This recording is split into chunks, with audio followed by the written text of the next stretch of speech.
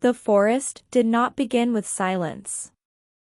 It began with sound, layer upon layer of it, woven so tightly that no single note could be pulled free without unraveling the whole. 13 million years ago, in what would one day be called northern South America, the land pulsed with life. Moist heat clung to everything. Towering trees stretched skyward, their crowns knitting together into a dense canopy that filtered sunlight into shifting green patterns below. Vines looped like ropes between branches, and broad leaves trembled under the weight of insects, birds, and climbing mammals.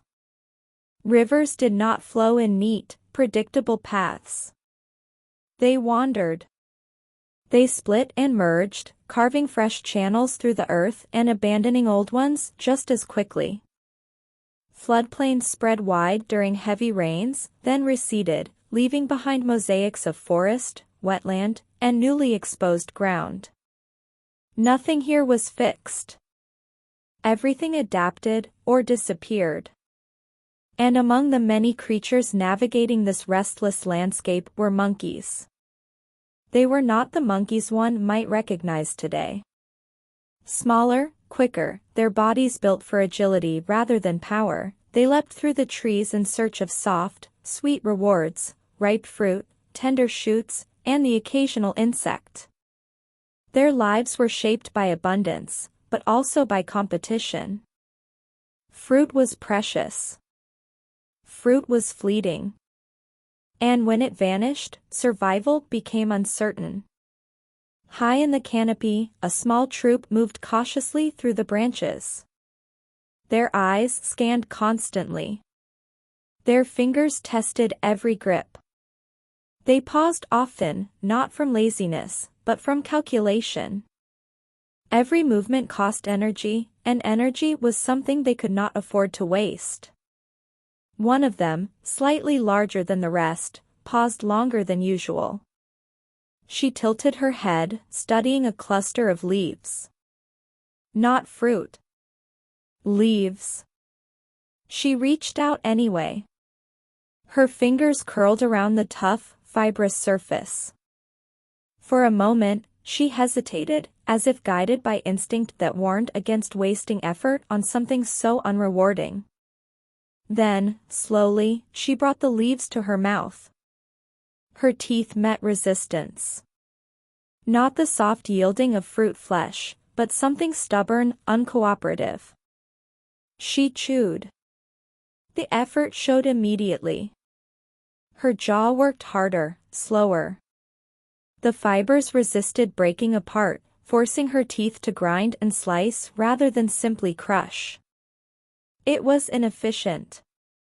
It was difficult. But it was food. And in a forest where food could vanish overnight, that mattered more than ease. She swallowed. Around her, the others continued searching for fruit that might not exist. She reached for another leaf. Millions of years later, what remained of that moment was not the leaf, nor the forest, nor the sound of chewing. It was bone.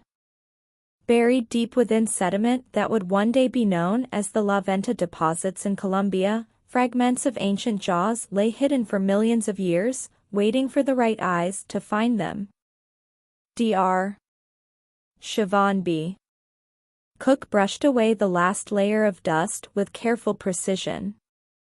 The fossil was incomplete, as most were. Time rarely granted perfection. But what remained was enough, a lower jaw, preserved just well enough to tell a story. She leaned closer.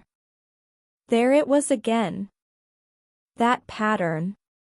She had seen it before, but each new specimen strengthened the signal. "These aren't for fruit," she murmured softly, almost to herself. The teeth rose in sharp ridges, taller than expected, more pronounced. Not rounded for crushing soft pulp, but edged, structured.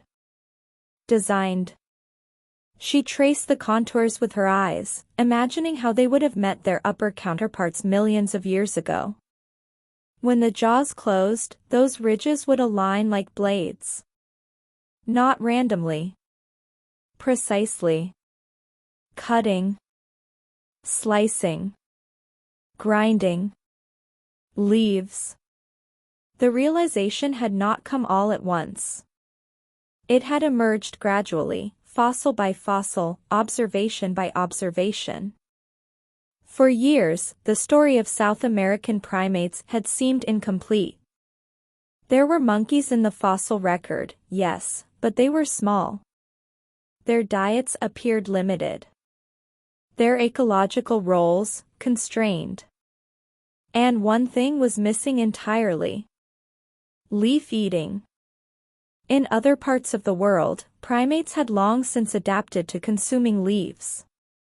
It was not an easy path, leaves were abundant, but they were tough, fibrous, and low in energy. They required specialized teeth, complex digestion, and behavioral changes.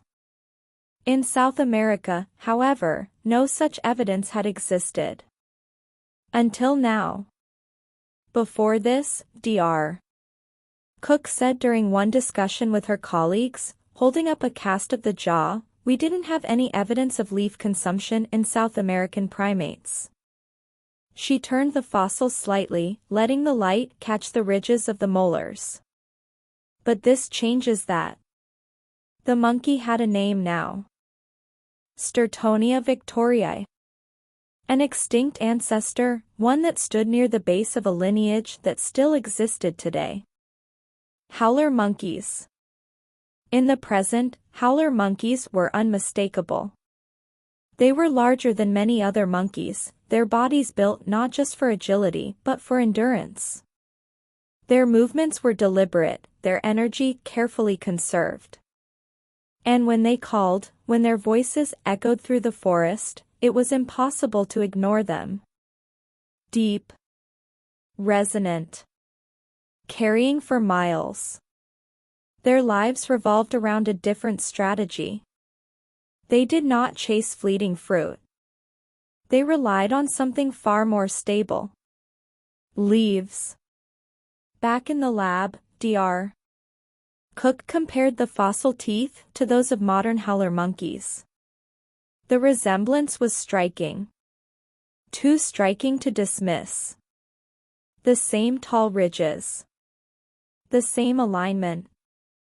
The same functional design. It was not coincidence.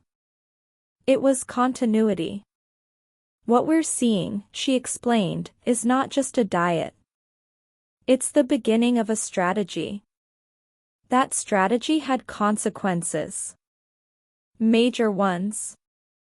Because leaves, unlike fruit, were everywhere. They did not ripen and vanish in cycles.